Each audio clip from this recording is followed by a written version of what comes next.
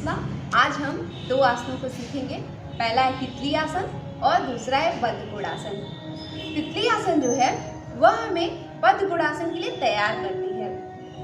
और तितली आसन का नाम इसलिए तितली आसन है क्योंकि जब ये आसन हम करते हैं तो हमारी जो पैरों की आकृति होती है, जो घुटनों की आकृति होती है, वो तितली के पंखों के समान दिखती है। जैसे कि तितली के पंख उड़ते हैं, उसी प्रकार से जब हम तितली आसन करते हैं तो हमारे जो घुटने की आकृति होती है, जब घुटना हमारा दोलन करता है, हिलता है, तो वो तितली के पंख के समान दिखाई देता है।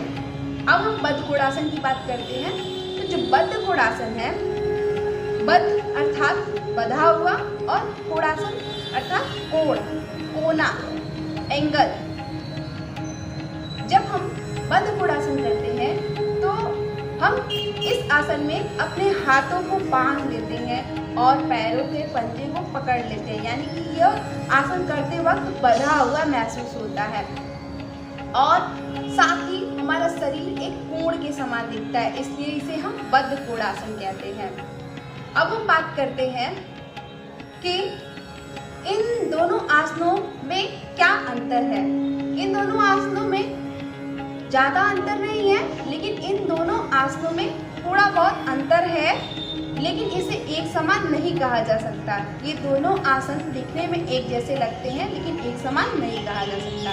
तो चलिए इन दोनों आसनों को एक एक करके हम करते हैं।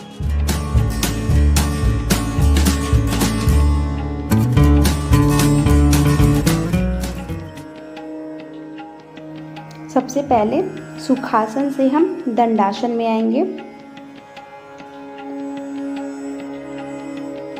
कमर गर्दन बिल्कुल सीधी, दोनों घुटने को साथ में मोड़ते हुए दोनों पंजे को आपस में मिलाएंगे बिल्कुल धीरे धीरे और हाथों को इंटरलॉक करेंगे।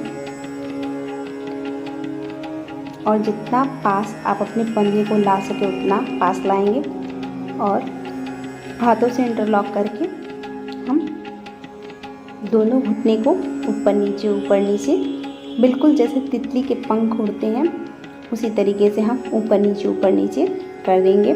साथ ही श्वास हम लेते रहेंगे, छोड़ते रहेंगे। लंबा लंबा श्वास लेना है और छोड़ना है।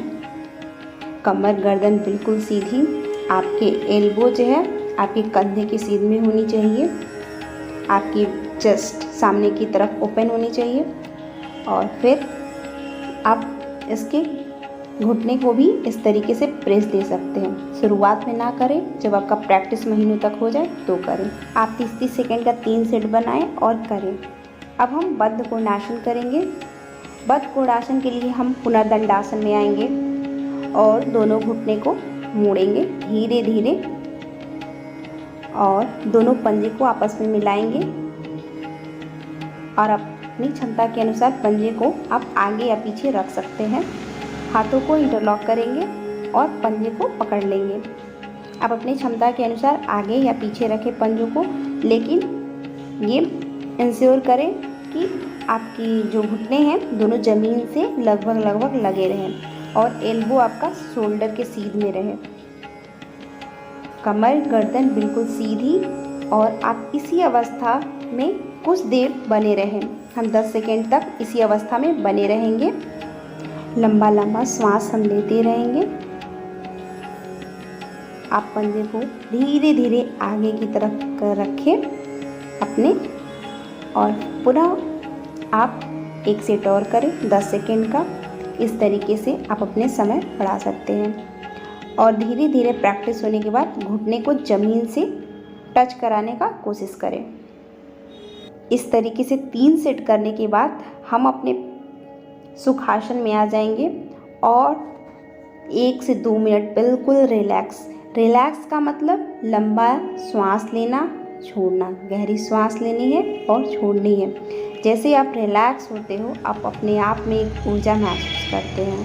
अब हम तितली आसन और बद्धकोणासन इन दोनों आसनों का लाभ और साथ ही किन किन बातों का ध्यान रखना चाहिए और कितना समय करना चाहिए, श्वासों की गति क्या होनी चाहिए, इनका हम एक एक करके चर्चा करेंगे। तो सबसे पहले समय की बात करें तो जो तितली आसन है उसे हम शुरुआती दौर में 10 सेकेंड करें और फिर रिलैक्स, फिर 10 सेकेंड के लिए, फिर रिलैक्स। इस तरीके से आप 3 सेट बनाएं और एक एक करके करें।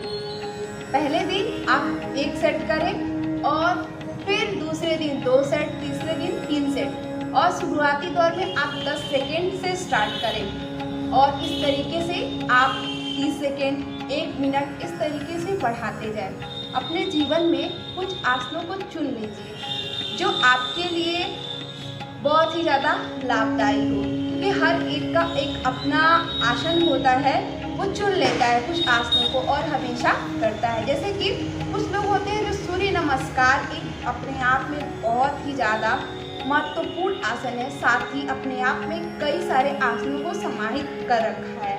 और बहुत से ऐसे लोग हैं जो सिर्फ सूर्य नमस्कार करते हैं जिसमें 8 आसन होते हैं और वो बहुत अच्छा फील करते हैं और उसके अलावा वो कोई और आसन नहीं करते, उसी में ही वो फिट महसूस होते हैं। इसलिए अपने जीवन में कुछ आसनों को चुन लीजिए। आप रोज कुछ नए नए आसन करेंगे तो पुराने आसनों को भूलते जाएंगे, तो कुछ आसनों को चुन। अब हम बात कर लेते हैं कि श्वासों की गति क्या होनी चाहिए।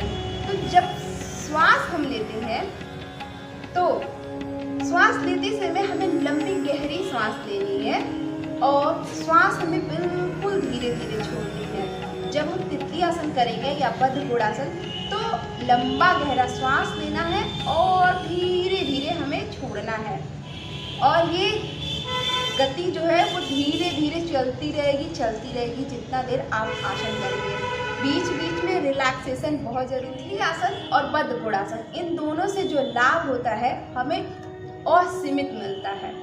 जब हम इसको अपनी प्रैक्टिकल लाइफ में लाएंगे तो ही हम समझ पाएंगे कि इससे कितना लाभ हमें मिलता है। लेकिन कुछ लाभ को हम जानते हैं, ऐसा किसी महिला को अनियमित पीरियड की समस्या होती है तो उसे ये 2 आसन जरूर करने चाहिए। अब अपने जो डाइट को फॉलो कर रहे हैं वो तो करें, लेकिन साथ ही इन दोनों आसनों को भी ऐड करें जिससे आपको बहुत रिलैक्स मिलेगा और साथ ही आपकी अनियमित पीरियड की समस्या भी खत्म हो जाएगी। किसी गर्भवती महिला को अगर ये आसन बद्धकोणासन और तितली आसन 1 महीने से पहले महीने से लेकर के 9 महीने तक लगातार कराया जाए तो उसे प्रसव के समय कम पीड़ा होती है और बहुत ही हल्का महसूस करती हैं अपने आप में। तो इन 2 आसनों को वो पहले मंथ से लेकर के 9 मंथ तक आराम से कर सकती हैं। और हम इनके लाभ के बारे में जानेंगे तो हमारी पिंडलियाँ जो है घुटने से नीचे का एरिया और हमारे घुटने से ऊपर का एरिया थाइज जो है ये बहुत स्ट्रॉन्ग बनता है। हमारे घुटने की नसें खुलती हैं, ब्लड सर्कुलेशन बहुत अच्छा होता है और साथ ही जब हम बहुत लंबे समय तक खड़े रहते हैं तो हम अपने आप में एक थकान महसूस करते हैं और उस थकान को मिटाने में ये जो तितली आसन है और बद्धकोणासन बहुत हेल्प करते हैं और साथ ही हमारे शरीर के संतुलन को भी बनाने में बहुत मदद करती हैं। अब हम जानते हैं कि इसे किसे नहीं करना चाहिए और किन बातों का ध्यान रखना चाहिए। अगर आपको कोई गंभीर समस्या है, जैसे कि घुटने में अगर आपको समस्या है तो किसी योग गुरु के निर्देशन में करें। अगर आपको साइटिका के कमर दर्द, आपके कमर में ज़्यादा दर्द होता है या साइटिका की समस्या है तो आप किसी योग गुरु के ही निर्देशन में करें। हर आसन हर कोई नहीं कर सकता है, सबकी अपनी क्षमताएं होती हैं और अपनी क्षमता के अनुसार करना चाहिए। और हम यही रिकमेंड करते हैं कि किसी भी आसन को पहली बार सीखने से पहले आप अपने सूक्ष्म व्यायाम को अच्छा करें। सूक्ष्म व्यायाम आप जितना बेहतर तरीके से करते हैं उतना ही बेहतर आप आसनों को कर पाते हैं। इसी के साथ मैं अपनी वाणी को विराम